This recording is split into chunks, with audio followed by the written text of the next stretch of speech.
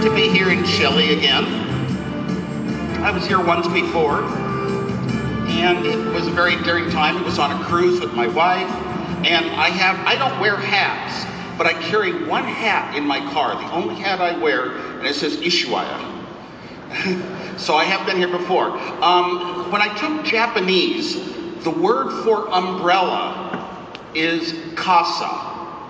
So whenever it rains and I share my umbrella, I say mi casa, su casa. A little bit. I did actually study Spanish. I don't want to speak in Spanish today because I'm out of date.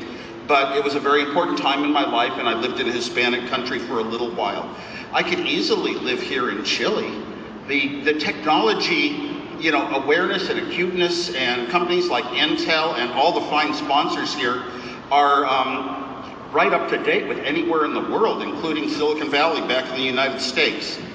I'm going to tell some stories about how we formed this company. Two young kids in their young 20s with no money, no bank accounts, no relatives or friends that were rich and could supply us with resources. We just had our thoughts, our desires, our wants. We had our hearts and our passion too. The story of technology is very well told all over the world now because we all use it. We all experience it. But the story of technology to me often relates to humans and technology, and which is really the more important, and how do we emphasize the importance of the human? And that comes out in consumer goods, which are kind of ruling the world today. I grew up with an electronics childhood. I was very lucky to live where there were a lot of electrical engineers, and a lot of kids like myself, young kids, would do work for the neighbors, and we would ask to be paid in parts, big electronic parts that they kept in mayonnaise jars in their garage. And we got into reading electronics magazines and learning how to build with soldering irons and twisting wires together, how to build little devices that made us feel special, that almost very few of the other kids in school did these things. We had a special knowledge, and it made us feel important, and it really set our direction in life. So electronics was fun as well, long before it was useful. We were inspired by the movies and the science fiction TV shows, and people talking about strange devices that could communicate anywhere. You could wear it on your wrist and communicate with other people. This was a time when it was very difficult to make a long-distance phone call. It was very expensive to call another country, so almost no one used their phones to call other countries.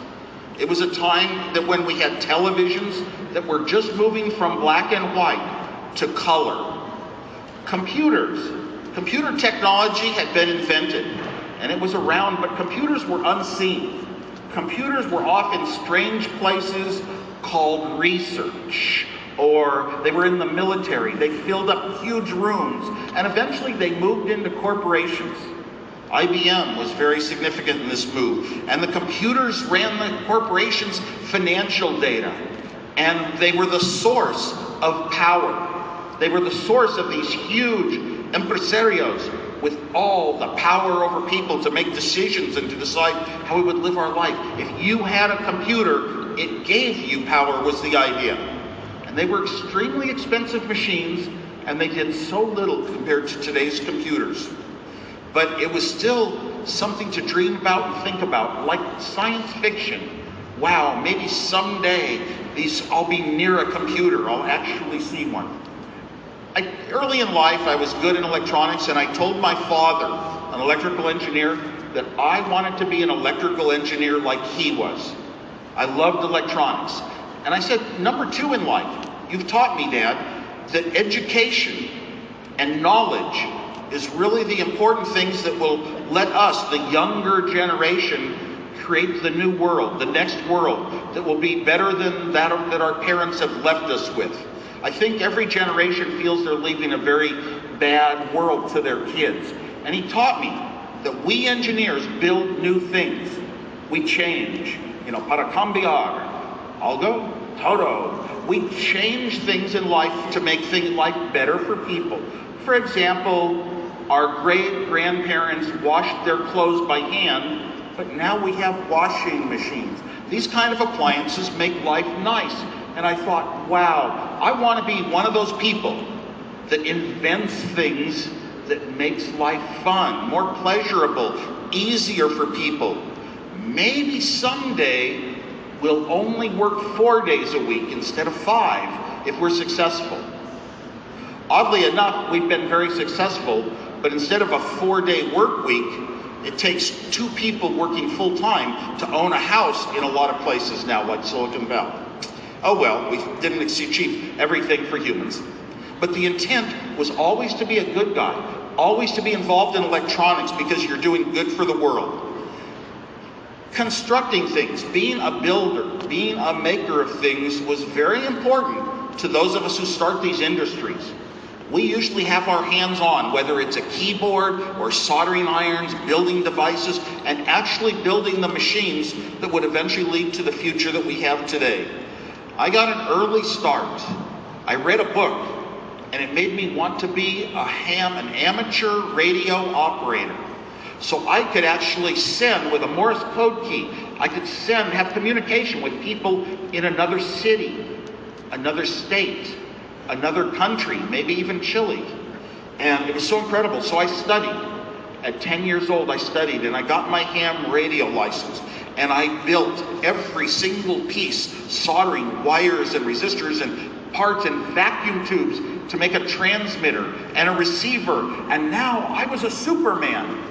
I could do things nobody else in school could do. I could get on a radio at my house, a little tiny kid with headphones on, tapping out Morse code and making connections.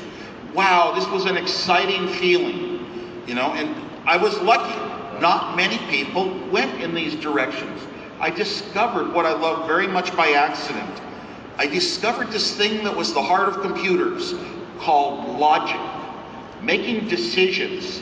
A logic is like a logic gate might be just like a light switch on the wall. Up is on, down is off. It's a little tiny rule. And yet every huge computer that we have that plays videos and does video conferencing and connects us to the world in so many ways and notifies us, when we're near the places we want to be near and where our friends are. All of these devices boil down to layer upon layer upon layer and layer, and it goes down to these little tiny logic things. My father taught me how you can actually build a piece of computer logic with one transistor and some diodes. And so, at a very young age, 10 years old, I thought, wow, tic-tac-toe is a game of logic. It was suggested to me. You can make a set of rules. Every rule is a piece of logic. And the rule might say, if the first player has an X here, and the second player has an O there, and the first player puts an X here, where should the next move be so that you will never lose the game? So it was playing a game. And I made a set of rules. I played every game I could on paper and pencil by hand at a very young age. And I made a set of rules. I numbered the squares. 1, 2, 3, 4, 5, 6, 7, 8, 9. And I made a set of rules. And for each of those rules, I knew how to combine transistors, diodes, and resistors to implement that rule in electronics. And I built a tic-tac-toe computer. Wow, I thought this is just such a special thing. It's so much fun. Games and computers were synonymous. The most important gadget of my life was a small transistor radio.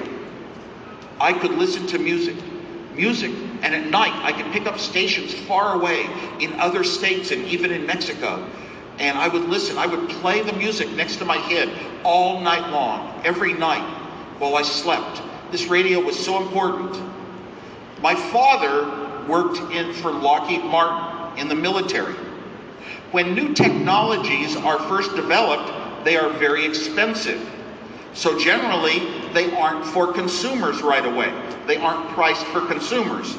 When the first chips were being made in Silicon Valley, they were something like, to make a little light switch, the equivalent of a light switch, might cost 500 of today's dollars. That expensive. Who could afford chips?